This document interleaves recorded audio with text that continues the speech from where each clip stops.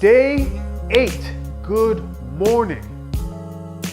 I'm so happy that you guys have pushed through so far, and I pray that you continue going forward. We're almost there. And I know that you have a lot to get to today, so let's get straight to the devotional.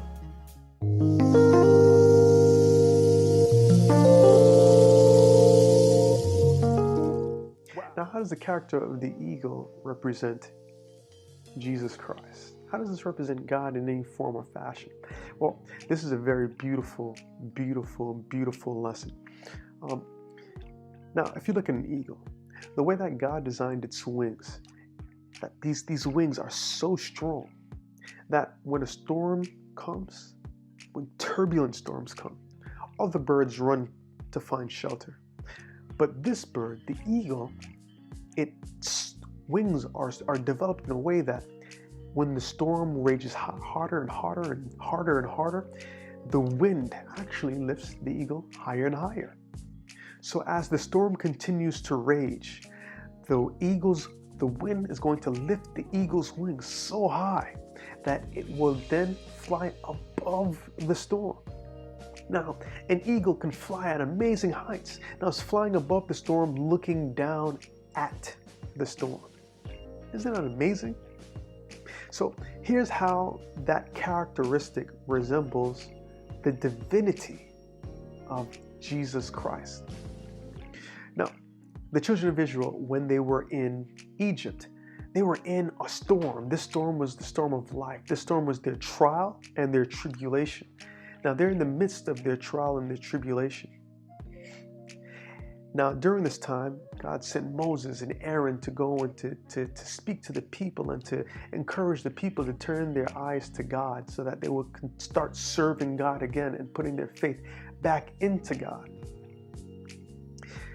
And as they did this, God worked this magnificent work within them by sending the 10 plagues to Egypt, and finally they were able to be set free.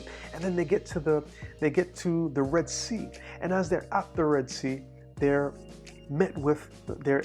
between literally a rock and a hard place, where they're between a sea and Pharaoh's army.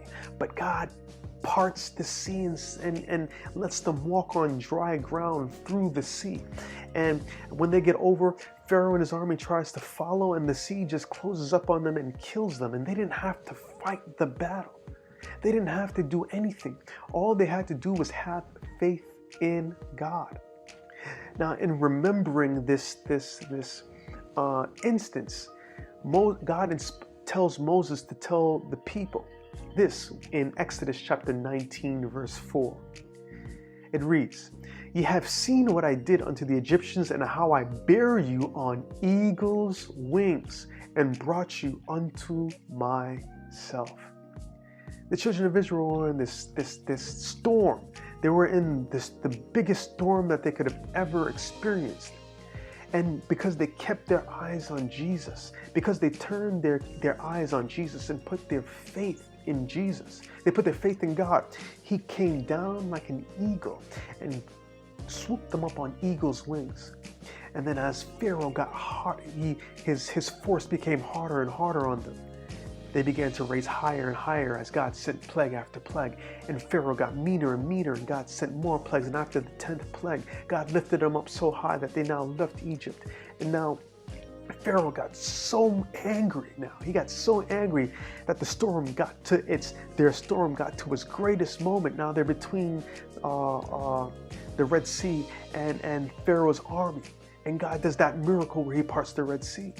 And that's the final wind that blows the eagle's wings higher and lifts them up out of their trial. Now they're looking down. They literally were looking down at Pharaoh and his army being swept away. They're looking down at their storm.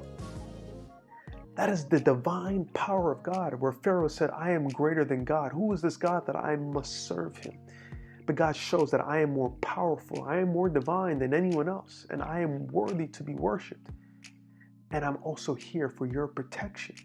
So what does that mean for us? How is this to be realized in our lives? If we do the same thing that they did, if we do the same thing that the children of Israel did when we were in our trials and our tribulations, we can be taken out of it. It doesn't mean that the trials will end, but it means that we will be flying above it, looking down at it with a smile on our face, because the strength of God that is within us, where people will be looking at us, they'll be saying, don't you see all these bad things that are happening around you? Don't you see these terrible things that are happening to you? And yet you have a smile on your face, and you can say, the power, the strength of God is here with me. I don't need to fret. I serve a powerful God that can take me out of any situation, that can protect me from anything. Read in Isaiah chapter 40, verse 31, that these powerful wings can be given to us. And it reads, "But they that wait upon the Lord shall renew their strength. They shall mount up with wings as eagles. They shall run and not be weary, and they shall walk and not faint." If we, just like the children of Israel, just wait on the Lord, if we, just like the 3 Hebrew boys, would wait on the Lord, if we, like Daniel, would wait on the Lord in our trial, in our tribulation, in our storm, and we will keep our faith on Him, knowing that He is God. Where the 3 Hebrew boys said, we know that God will save us. But even if He doesn't, we still won't offend God over honoring you, King Nebuchadnezzar. If we have that same fervor, if we have that same faith, then those eagles' wings will be imparted to us.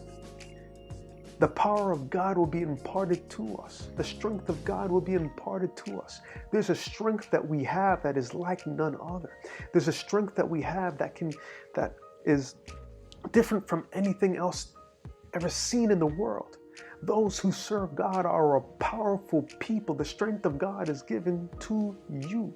Does it mean that you're God? No, it doesn't mean that you're God, but it means that you can take more than the normal person would be able to take. You can do more than the normal person would be able to do. And there are greater things that you would be able to do and experience than the greater person would be able to do. The good works that you're able to do will be greater than the individuals that you were able to do. The things in the Bible that people like Paul and people like Peter and people like Elijah and Elisha and these individuals were doing, you will be able to do as well, because the strength of God will be with you too in the form of His Spirit. You are the temple of God, and He desires to place His Spirit within you. He desires for His Spirit to live within you. He desires for His strength to live within you. Do you desire for the divinity of God, the strength of God to live within you? This is how we take on this characteristic. By faith, we believe that His strength can live within us. We were told that we would do greater things than the apostles did. But do we have the faith that we're able to do that? Do we have the faith that we're able to do the same things that the people in the Bible did? That the same miracles that happen can happen in our lives, or that can be wrought through our hands by the power of the Holy Spirit? Do we have that faith? That's how this characteristic is seen within us. That's why we have to have that characteristic of the man, the faith, to be able to establish this. Each characteristic works on the back of the other. Will you take the characteristic of the eagle? Do you desire the characteristic of the eagle? I pray you do.